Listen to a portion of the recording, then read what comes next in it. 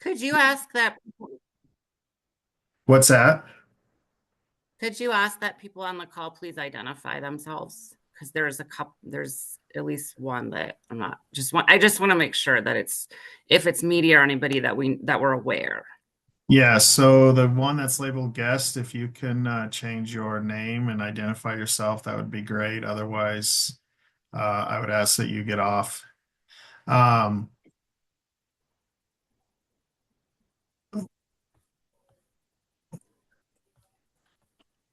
I don't there. know how to change my name. My name is Linda Carlson. I'm the Oh, chairperson hey. of the Oh Morgan no, County. Linda, you're fine. No, it's not you. No, it's Okay. not you, Linda. It's not Okay. you. Yeah, But yeah, I'm yeah. showing up as guest. So, okay. What is that? I said, looks like I'm showing up as guest on my phone anyway. Oh, are you? Wait, oh, Yeah, no, there's one that says Linda Carlson and then another one that says Oh, guest. So, huh. Okay. Good. Thank okay. you. All right. Okay, we'll give them a couple minutes, but let's go ahead and get started, Darcy. Thank you, everybody, for joining this Zoom call. My name is Trent Lacey, and I am a volunteer helping Darcy for her campaign. As you know, the race here ends on this coming Saturday, March 29th. And so, we're coming up here on the tail end of things, and I'm sure all the voting members are ready for it to be over with and not get bombarded with text messages and phone calls. So, hopefully, those will come to an end here very soon. Um, so we're just gonna the way we start this off every week is just Darcy kind of giving a little intro of herself and why she wants to run and do this and why she feels like she's the best candidate to do this. And then we're gonna kind of shift and do a little bit of different, and we'll talk about the Steve Bannon event coming up here.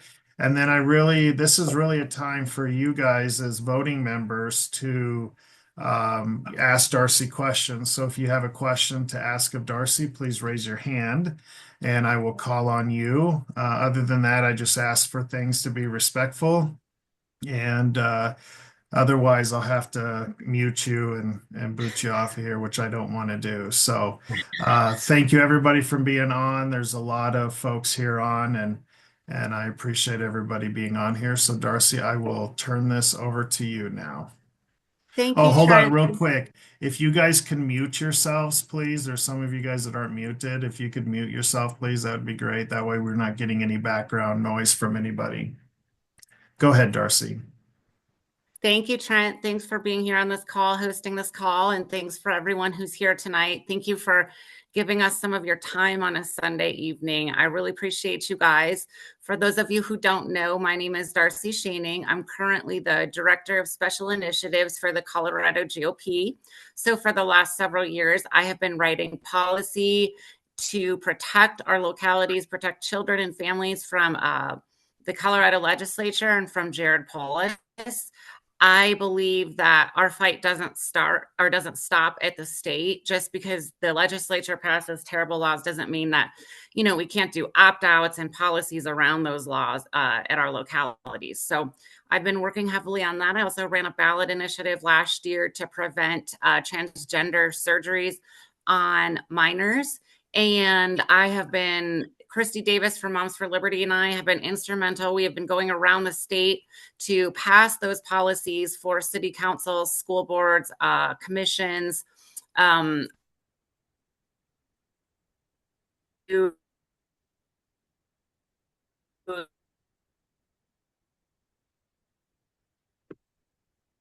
already actively recruiting counties and cities that said, yes, we'll go ahead and opt out of the safe spaces gun law. And then recruiting school boards that were saying, yes, we don't like this pronoun bill, we'll go ahead and opt out. So that the second that those bills became law, I was already in protecting families and protecting children from those awful laws. I was previously the chair of Moms for Liberty. I am endorsed by the two chairs of Moms for Liberty in Colorado because my biggest fight, which I think it should be for everybody, is our children. We could fight for our rights all we want, right? Like I could stand up every single day of my life for our Second Amendment rights, and I should, and we do. But if Not we really. are raising But if we are raising a generation of communists, if we're raising a generation of kids that don't believe in the Constitution and they believe that big government is best, then we are never going to succeed. So that is why I believe that as Republicans, the one issue that we have got to come together on is our children. And to that end, I've been building our Build Our Benches initiative, BOB, and otherwise known as Bob, I guess. And we have almost $200,000 in donor commitments for the 2025 school board elections. We're definitely going to flip some seats in 2025 for our children, and we're going to maintain those crucial seats. And the donors are really excited about new GOP leadership and leadership that is, out there, boots on the ground, ready to fundraise, ready to get candidates elected. So they have definitely instilled their confidence in me. In fact, those same donors are funding this campaign. We'll get to this in a little bit, but those same donors actually saved the Bannon dinner. So I will continue to work with those donors and develop confidence cool that as we launch into the competition does to people. If you guys could, yeah, so that as we launch into the 2026 elections, the state elections, we can take more state Senate seats, more state House seats, and flip the governor's office. Now, in order to do that, we don't just need money. Money is only part of the equation. We need on-point messaging and on-point data. So my team and I on day one will begin building an infrastructure and making sure that every precinct leader, every district captain has the data they need at their fingertips to help their candidates get elected. You guys should never, ever, ever pay for data. And then we also have a candidate outreach tool on my website. I'm recruiting good candidates early and often. I've already been contacted by 2 candidates for 2 critical seats in Colorado. One of them was empty this last go around in November. And so it's really important that we prop up these candidates, make sure they have the resources they need. If they have questions, if they need help with strategy, data, whatever it may be, it's early 2025. So there's absolutely no reason that with your guys' help and with the donors' help and the activists' help, that we can't win these 2025 and 2026 elections. So all of that to say that, one of the most common questions I get, so I'll just go ahead and address it now, is how do we accomplish unity?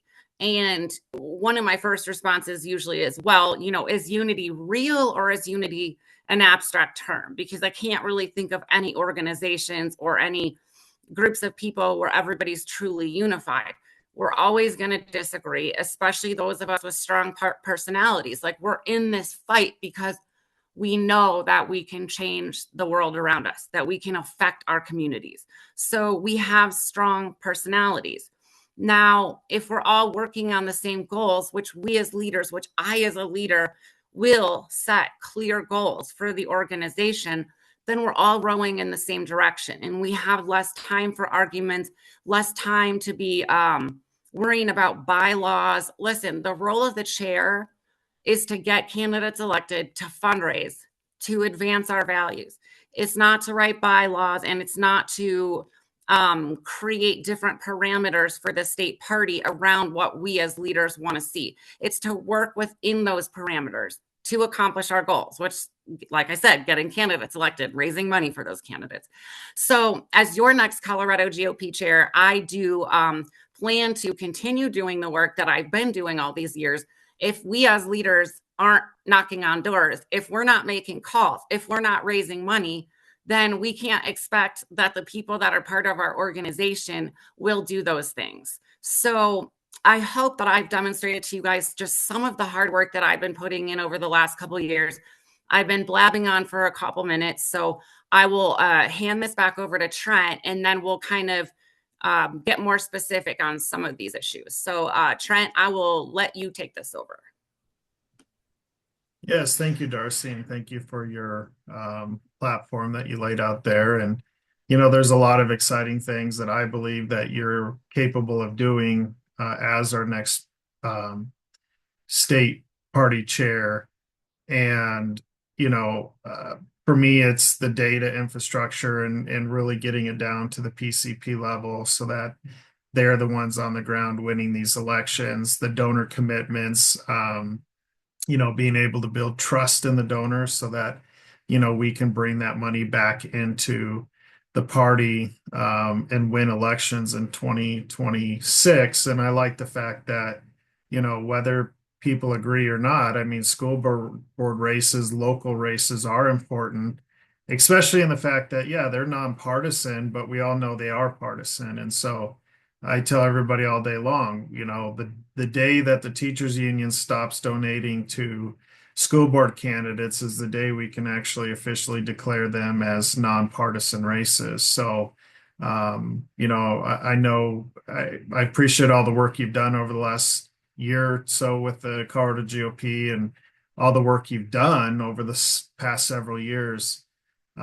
So with that, what I want to do is if you have a question for Darcy, please raise your hand here and I will call on you. If you don't know how to raise your hand, if you want to unmute and interject here, you're more than happy to do that.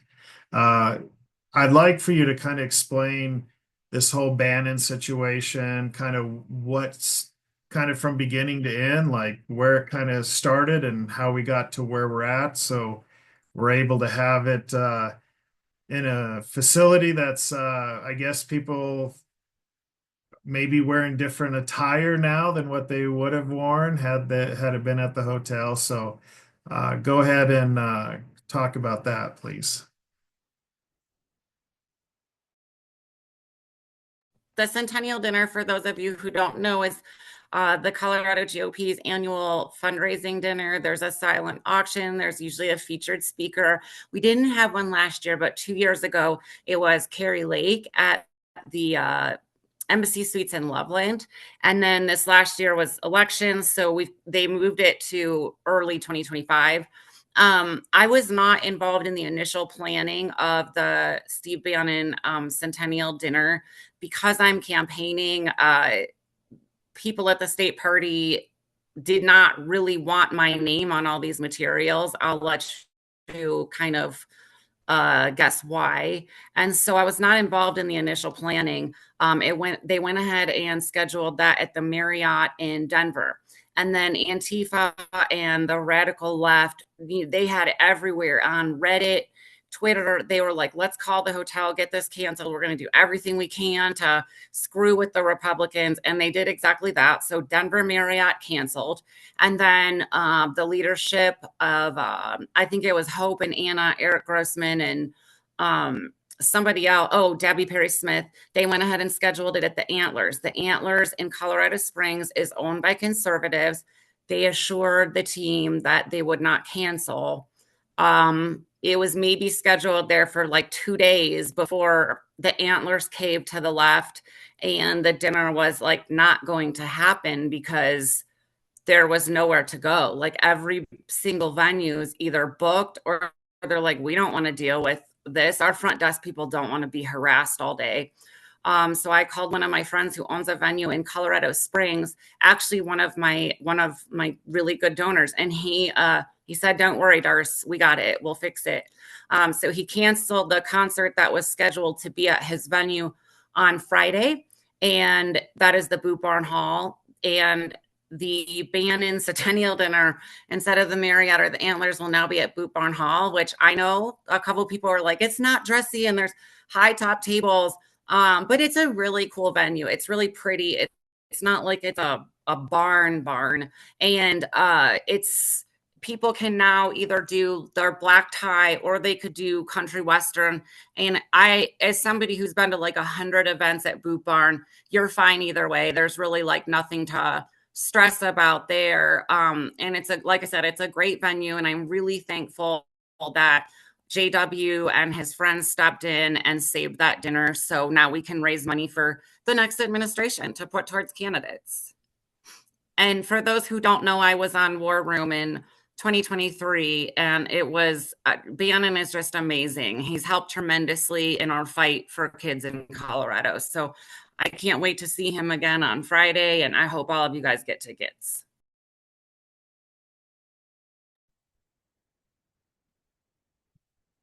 Perfect. And have you heard whether or not, there's still attacks going on or if it's been publicized where this event is at? And um, are we seeing Yeah, any pushback? yeah, it has been publicized in a couple different places. And then there are definitely crazy leftists on Twitter and Reddit that are calling the venues. JW, the Boot Barn had to get extra security, not just for the venue, but also for the corporate office, which is just down the street. But he's a good conservative, and he's a good person, and he's like, we're not backing down. We are absolutely not backing down. So like I said, I would encourage anybody who doesn't have tickets to go ahead and get tickets, because this event is going to be awesome. Not only is it going to be a bunch of Republicans from Colorado coming together and having unity and coming together around our goals and enjoying a good barbecue dinner, but we're also going to really piss off the left, and that's a nice second prize. Great. So like I said, this is kind of a town hall thing. So please, if you don't want to unmute yourself, there's always the chat, but it would be nice if you would just, instead of leaving it in the chat, to jump on here and say what you would like to say or the questions that you'd like to ask. So please feel free to interject here. My question, Darcy, is, there's a lot of, people talk about unity all the time. I feel like it's a word that's been chewed up and spit out because nobody can really define what unity is. And I know you talked a little bit here about unity in terms of coming together on issues that we agree, but obviously, this is getting to be a very heated race. There's a lot of shenanigans being pulled. There's a lot of candidates in the race. And so, if you're elected on Saturday, um, what is going to be your first initiative moving forward to try to bring all sides of this party together? Because there's a lot of issues and there's a lot of people who are sold on how they believe and their belief on the way this party should go. And I know you've worked with both sides before, but I think it's important for people to see from you and hear from you, like, what does that look like after March 29th if you're elected as the next chair of the party? You got to unmute yourself. Sorry, I'm on mute. Not to oversimplify, but Trent, to give you one image, it'll look like the cocktail party that we threw in DC. It'll be all sides of the party working together for President Trump, working together for our candidates. And on day one of my administration, I'm going to go into the office, unlock those doors, and I'm going to be in that office and be in the office all day trying to build, like I said, infrastructure for our candidates, data. I'm going to be reaching out to everybody and saying, what are your skills? What would you like to bring to the Colorado GOP? How can you help us? I've had plenty of county chairs, vice chairs, secretaries say, hey, I'm good with data. Hey, I'm good with media. I'm good with this. And that's what this is all about. It's about all of us coming together and using our skills to bring the party forward. We're not all good at everything, but we're all good at something. But together, I mean, we can't lose. We've got just the greatest people in this party. So that's how I'm going to bring people together, is just by uniting on our goals. And those goals are building out that infrastructure and getting candidates elected. So in Darcy's world, what what do you do with, these other candidates are in the race? I mean, there's good candidates in the race, to bring them in so that they understand they're part of the party as well, and they're part of the solution. Yeah. And we need to find solutions instead of always picking at the issues that we have, because 2026 is going to be a very difficult year for Republicans because you're not going to have that Trump bump like we saw in 24. And, so it's going to be a lot harder to maintain the seats that we flipped, the congressional seat with Gabe Evans and, the five House seats that were flipped. and a couple of them flipped by just a very, very, very, just within a few votes. And so, we're going to have to work extra hard, and we can't afford to spend the next 2 years, picking and fighting at each other in terms of, you know, carrying on, whatever issues that people may have about the previous, the previous chair and those kind of things. And so, what does that look like for you in terms of, look, there's totally different sides of this party.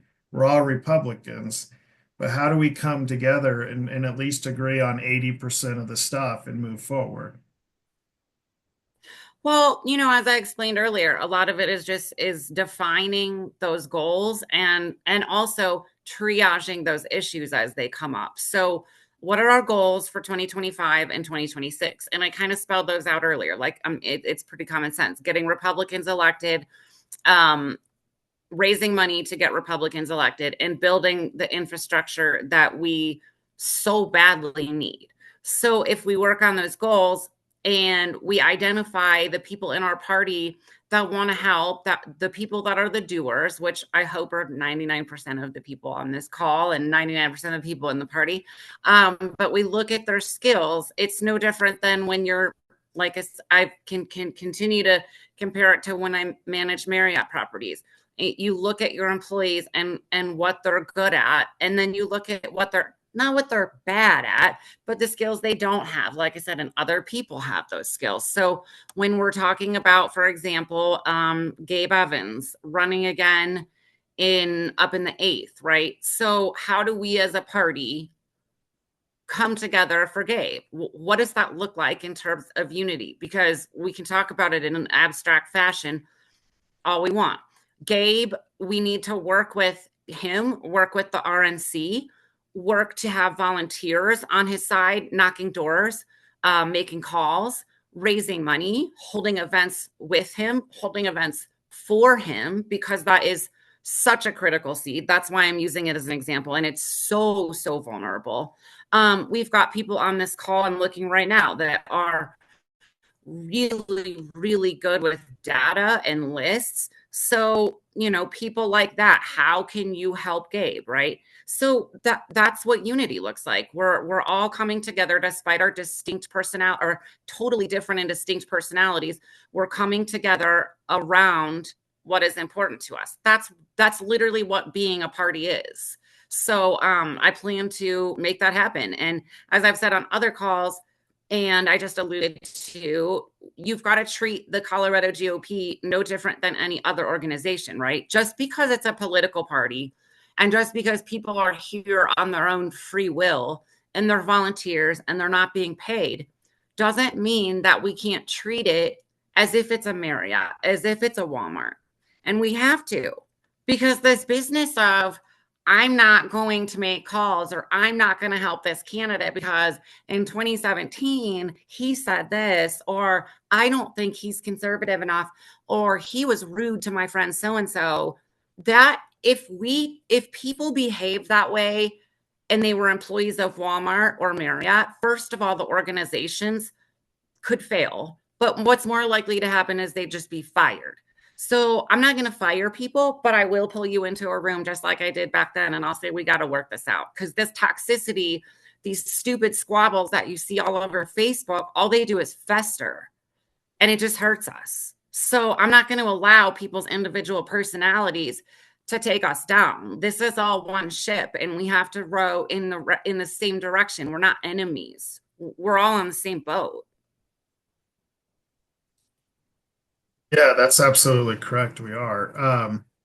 I would just ask if there's any former candidates. I know, John, you're one, and I don't want to pick on you the most, but if there's any former candidates in here that ran this last cycle, I'd like to hear from you on, what you would have liked from the state party when you were running for office. So I'd like to hear from you guys, whoever was a candidate, and what you I see wanted. Lynetta just jumped. Oh, Okay. John's unmuted. Go ahead, John. I'm here.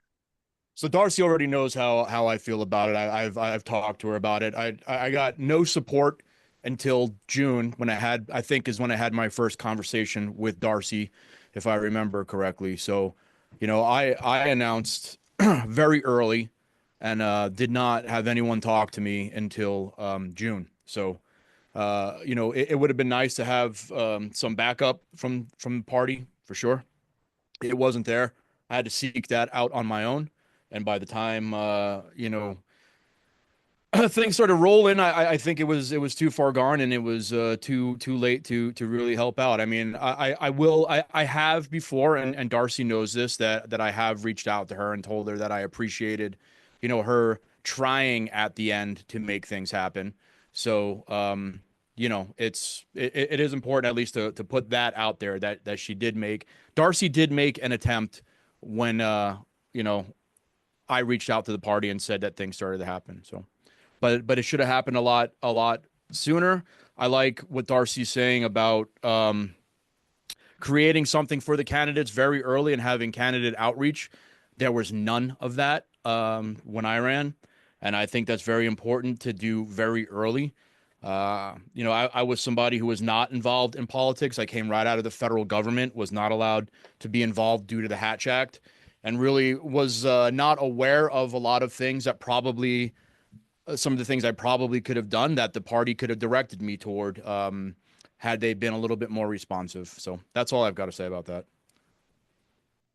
John, I know I've said it before, but I'm sorry. I by the time that I realized that there was nothing there, I don't know if I've said it before, and I don't want to throw anyone under the bus, but that was not my role at the party, and so I stepped in and tried to do as much as I could, and I feel terrible for so many candidates, and I'm sorry. I mean, that's why I think that I have an acute understanding of kind of how to build this out, because not only have I worked on other people's campaigns and done this for years, but I was unfortunately very aware of what was missing and the true lack of infrastructure and data and strategy and organization. So I apologize. Well, I mean, I think you Not that I understand, built Trent. Trent, you're prior military. I mean, operational planning is very, very important, and to have your op plan in place early is what's needed. You can't be involved in something and 4 months out from election say, well, let's start rolling now. That was a failure by leadership, and it shouldn't happen again. That's absolutely correct, John. I mean, I was a candidate myself for HD 65, and yes, I filled out the paperwork for that was received for the party endorsement. I wasn't seeking it, but they endorsed me anyways. And I would always call and say, hey, what's going to come along with this? Like, are you going to provide resources and help? And that was what was frustrating is what I learned, this last year, was that, all these candidates were on their own. There were a few that were, targeted to help, but, not everybody. And that's unfortunate. And we should have the coffers. The state party should have the coffers to be able to support, candidates that make it onto the primary ballot and move forward. So, I hope you run again because you're a great guy and you're a good candidate, and um, I hope to see you run again. So, we do have a question, but there is in the chat here real quick. So there's Shanna Black says here, from the outside, it appeared that the state GOP was responding to criticism and doing things after the fact. And I would agree with that. Absolutely 100%. I would agree with that, but I would respectfully correct it just a little, because as I alluded to when I was just speaking with John, and I'll go ahead and I'll take it a step further. I'll just be a little bit more blunt, because why not? There's emails going out saying, the state GOP did this for candidates. So-and-so did this for candidates. No, look, there was nothing. There was nothing for candidates. And I say that not out of bitterness, that's just a fact. There were no spreadsheets. There were no candidate bags. There was not even a thought as to which systems is the state GOP using this year. And so I, in my role as director of special initiatives, am responsible for, like I said, writing policy, ballot initiatives, communications around those things. But I spent a lot of time in the office because I also would just go in and volunteer Like 17 to people. answer phones and all kinds of things like that. Okay, so when I did that, I realized there was nothing. And so I started at the last minute a candidate initiative, and I, as quickly as I could, started to throw together spreadsheets. And when I realized that the state party was not going to do anything for candidates, I remember sitting on my couch with my cat on my lap on the SOS website, downloading all the candidate names from across the state. And then I had to go into Tracer myself and look up each candidate and bring over their personal phone and email and add. So I could show you that spreadsheet to this day. So it started on that night, me sitting there saying, uh-oh, I don't know what's going on around me, but I'm just going to do what I can. And so then I said, we're going to have weekly Zoom calls, and we're going to get the candidates Numenar access. And I was doing everything that I possibly could. And I will be honest, I know that there were candidates that were even frustrated with me because there were over 200 of them. And most of them called and needed things and wanted things, or some of them did. And the only person that was responsive to that was me. So during those couple of months, I lost all sense of am I returning calls quickly enough? It was crazy. So I will push back on that a little bit. It was not the state party necessarily creating something in defense of itself. It was me creating something at the last minute because I realized that nobody else was going to.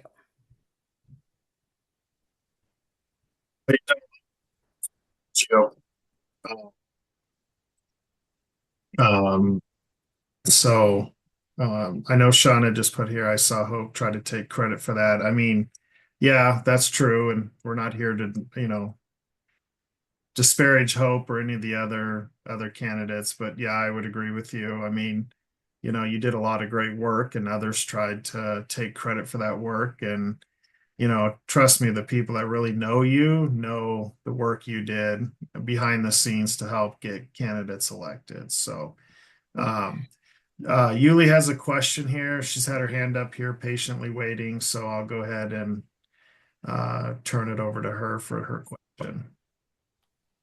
Okay, thank you. I just have some frustration with the Republican Party, about how they approach the outreach for Latino community and Hispanic community. I have been an advocate for Hispanic and Latino in Colorado, and I have never, get an answer from the Republican Party how they're gonna approach this community about education, because what I see is basically they always looking for the Hispanic vote months before the election time. They maybe put a community center for 1 or 2 months for outreach, and they never put in areas where the outreach is very high.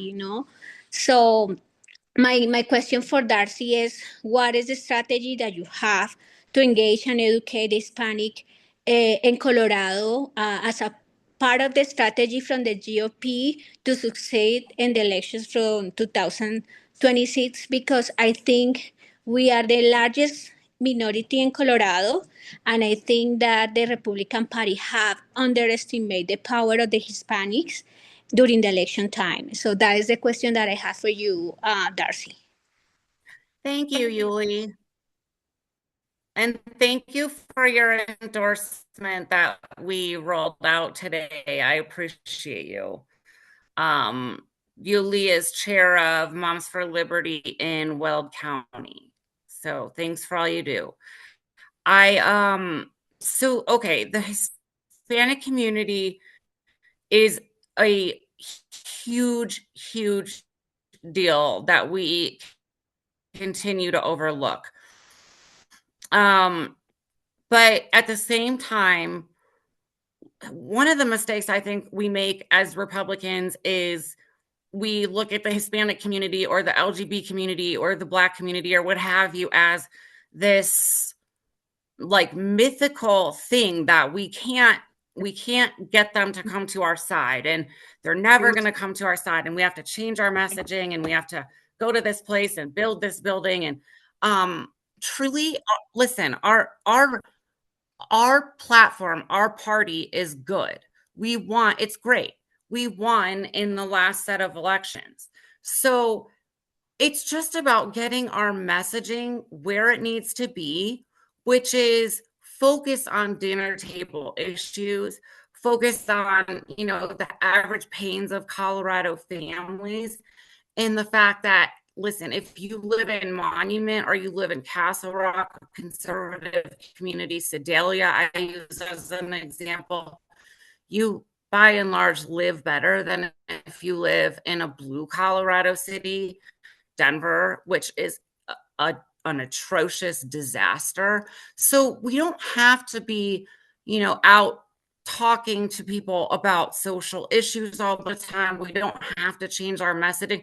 We just have to show the Hispanic community and all communities we're not all that different, right? I'm part Hispanic. I'm half Mexican.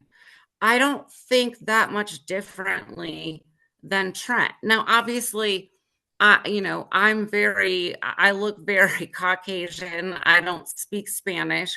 So I'm a little bit, I'm not part of the Hispanic community, so to speak, but we all want the same things. So it's just a matter of meeting them in their communities, at the places they go to, the churches, the parades, the places we all go, and then talking about the things that matter, the dinner table issues, and why being a Republican is better in 2025 than being a Democrat.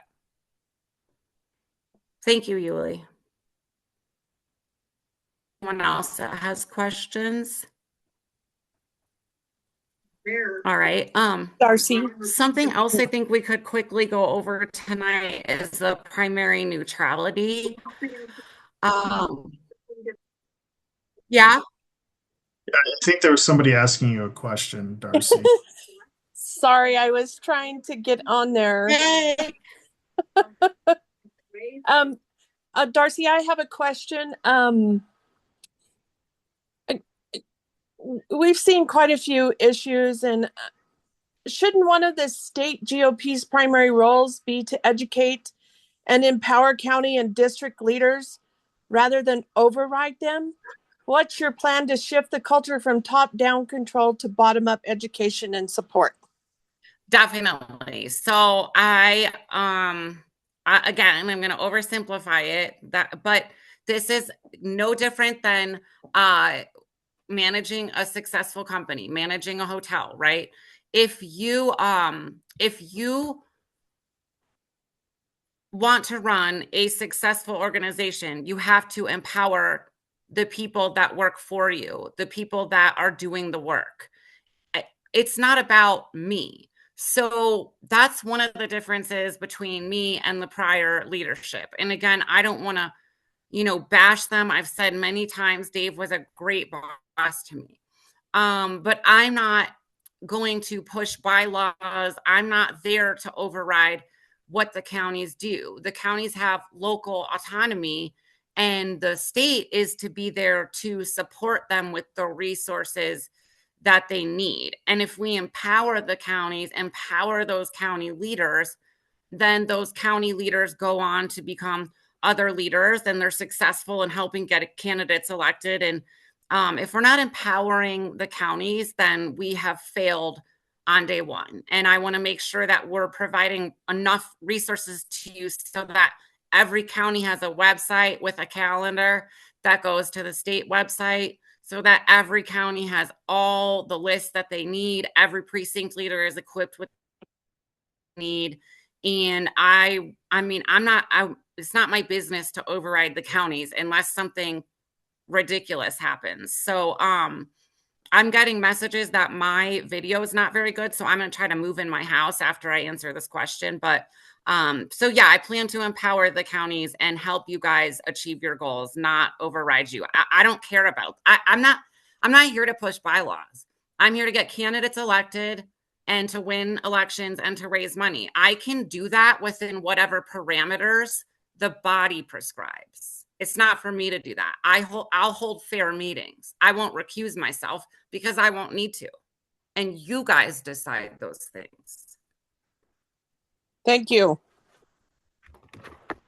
Well, one thing Thank I you. found, thank you. One thing I found interesting doing this with you as a volunteer the last couple months is, I mean, there is absolutely no communication back and forth between the state and the county levels. And over half of our counties don't have websites. You don't know how to get a hold of them. And, there's easy fixes and remedies to that in terms of, allowing counties to have sub pages on the, state party website, having a centralized calendar to where, because the one thing that I get back from counties is it's like, hey, I don't want to be planning my Lincoln Day dinner the same day as another county is planning theirs, because people like to gravitate. Last week we were at Logan, Phillips County Lincoln Day dinner, and that was a pretty cool event. I know you tried to go to Mesa last night, but the snowstorm stopped you over the pass.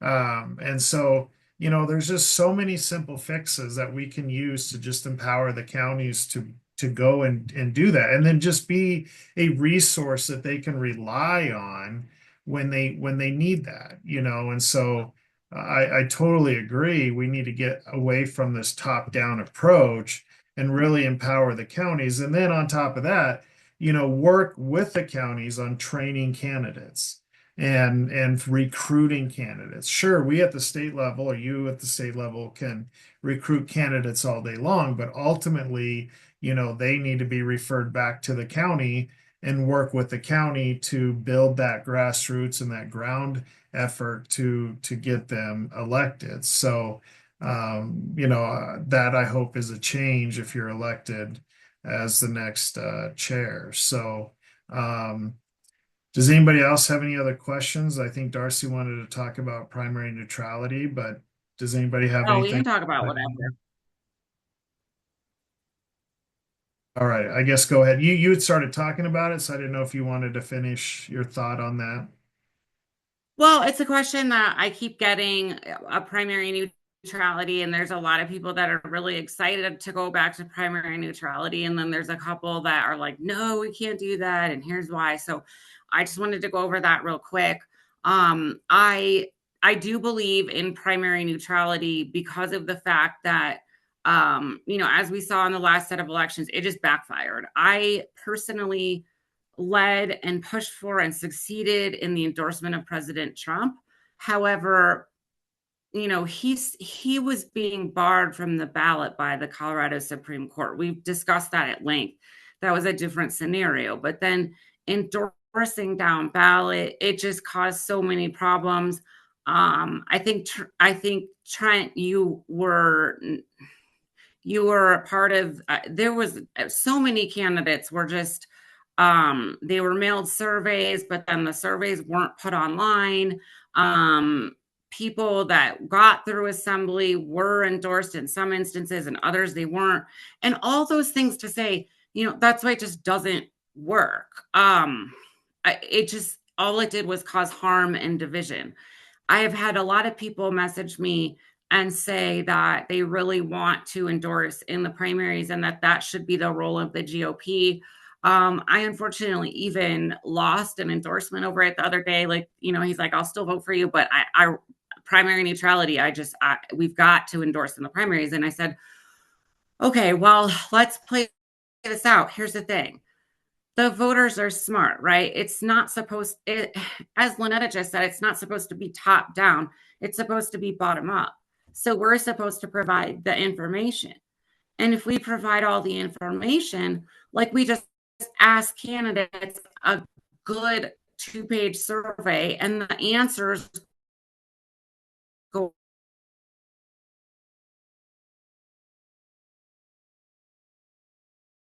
types of things, then we're arming the voters with the information they need to who the most conservative candidates are. They're smart and they'll figure it out. And that's what I believe about the people that are the 480 some members of the Colorado GOP.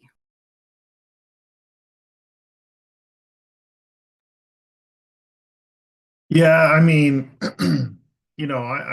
full disclosure, I was one of the candidates that was endorsed by the Colorado GOP, and I think ultimately the Colorado GOP endorsed in every single race, whether you filled out the survey or not, and more or less it was the uncontested races that, were ultimately endorsed. But it does come with consequences by doing so. I totally get both sides of it. I totally get why some people want to and why some people don't want to. But I think ultimately it's not our role as the state GOP to meddle into a primary election just because some people may not think that that candidate who may win or may not win is the right fit for the GOP. And then that's where we get into a lot of issues, is because everybody has their own vision of what they feel like a Republican is. And so, that's where we all start, butting heads and start fighting amongst ourselves.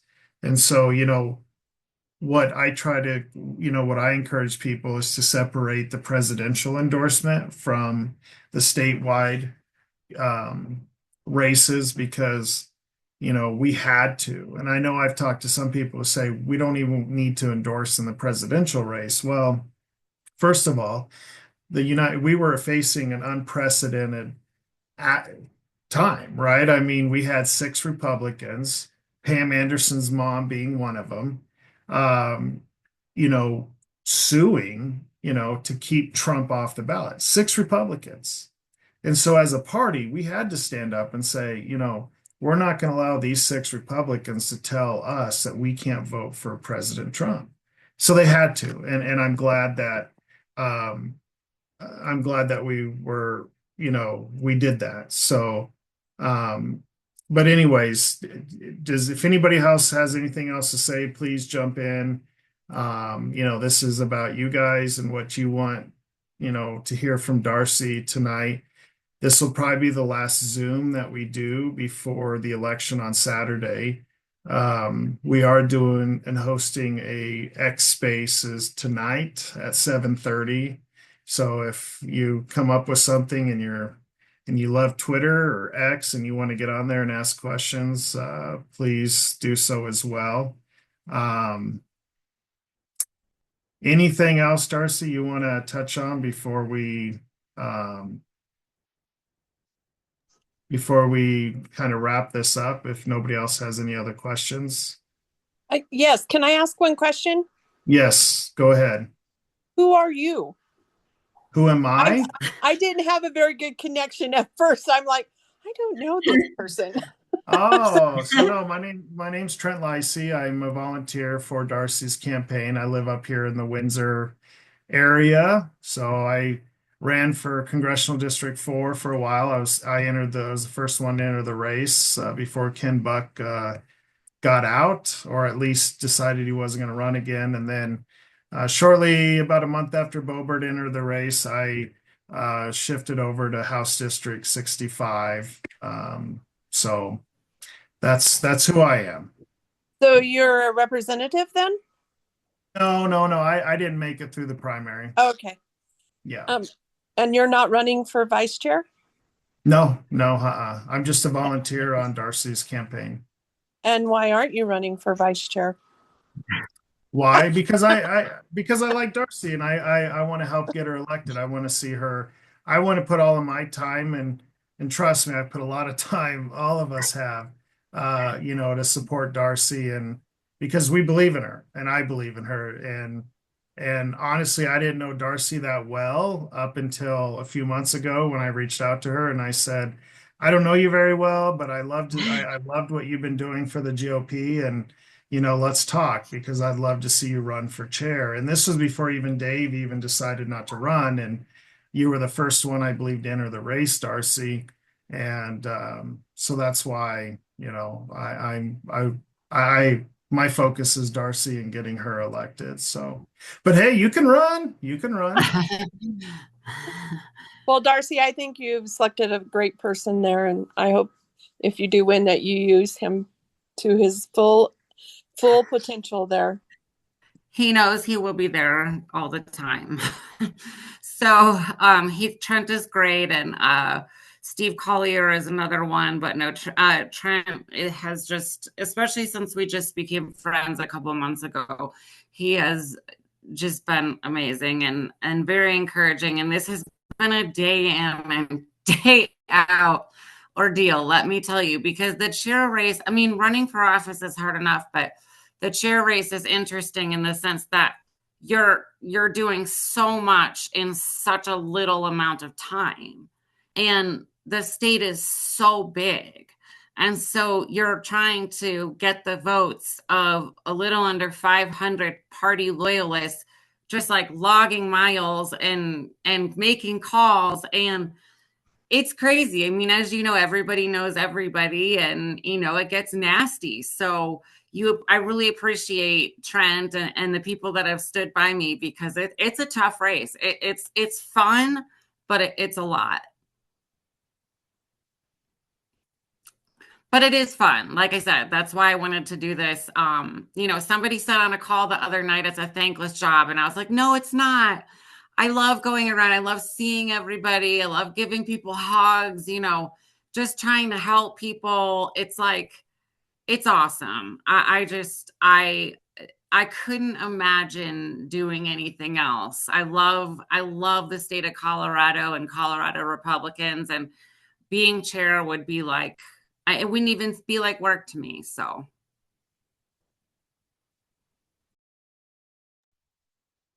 Absolutely. And I would just encourage everybody to, if you want to know more about Darcy, go to her website.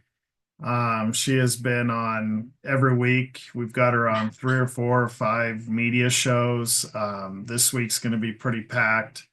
And all that stuff is linked back. If you want to check out any of the endorsements that she's received, they're on the website and that's Darcy4 FOR chair.com, and I will put that here in the chat so everybody has that. Does anybody have any last questions before we kind of wrap this up? Is my video okay right now? Is it any better up here? It's fine. It's fine right now. It's weird because I keep seeing the Wi-Fi go in and out, and I don't really know why that is tonight. I don't know. You need Starlink, so. Yeah, I do. Shauna, where is the podcast, the Heidi Beetle podcast? I'm looking for it right now so I can post the link. It's amazing. It's like nobody else existed. And she was not on you, but it was from the Sedalia event. Yeah, I'll send it. But I'm trying to find it now. Post it in the chat. Thank you. And yeah, so I don't know how many people on this call. Well, I assume everybody on this call has been receiving the negative emails about me, and I don't want to turn this call negative, so I'm going to keep it positive. They kind of are what they are. I'll say this. I think it's really sad that as Republicans, that this is how my opponents are coming at me. When I was young, I did stupid things. There's an old mugshot that they love to post that they think is so salacious. We're going to go ahead and for the first time just post all that on my website tonight with just like, hey, like here's what happened here, because I promise it's not interesting. It was a company that I own where a job wasn't finished. It was eventually taken care of, dismissed. But anyways, all that to say, listen, if that's all people can come at me with, then that shows not only, I think, people's character, but also the fact that they don't have anything.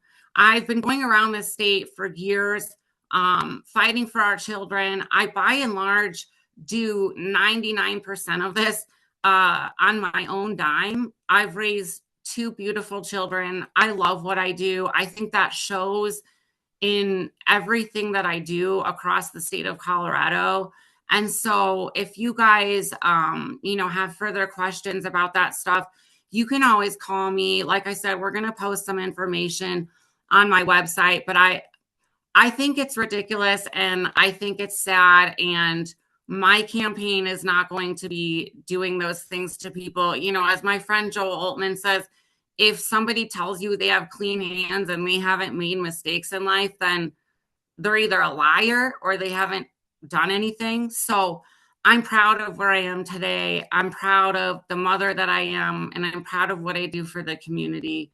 So don't let those emails get to you. I think you guys know who I am, and I'm sorry you're receiving that garbage. So anyways, I hope that I've answered your guys' questions tonight. One more thing that I did want to talk about really quickly is I will continue the lawsuit to close the open primaries. I get that question all the time. It's really important to the state of Colorado, and I think almost everybody is on the same page as far as that goes. So, like I said, if you guys have any more questions, you can always call me, text me. We can go for coffee. I've blabbed about myself all night, but at the end of the day, I've been working for you guys for years, whether you know it or not. And now I'm just asking for your vote to continue doing it in a leadership role so that I can help the state of Colorado be conservative again. So thank you guys for giving us your Sunday night, and reach out anytime. Darcy for chair. Oh, there we go. All right, Darcy. Well, thank you. And just to give everybody a reminder, we have a X Space tonight at 7:30, so an hour and a half. If you have any other questions, there'll be a text that'll go out here within the hour, reminding people of that. And I think that ultimately, this is going to be a very interesting week leading up to the chair race. Can you just tell everybody where is the event going to be for the Saturday event, the voting? Okay. So real quick. So I know I said it earlier, but just as a reminder, the Steve Bannon Centennial Dinner is at Boot Barn, which is off the Northgate exit. And you can still get tickets for that at cologop.org. And then the reorg meeting the next day, which starts at 9, I think you can start credentialing at 7, maybe 8. So don't quote me on the credentialing time. I can double check that. But the meeting starts at 9, and that's at Radiant Church, but it's also hybrid. Radiant Church is off of Maysland Road in Colorado Springs. So that's not far from the dinner the night before. So if you're coming in from out of town, look up Radiant Church or Boot Barn. And I've been telling everybody, if you're coming from out of town, and you can't afford a hotel room or it's stressing you out for any reason, send me a text because I live like 5 minutes from Boot Barn and I've got a bunch of bedrooms in my house and you're welcome to stay at my house. So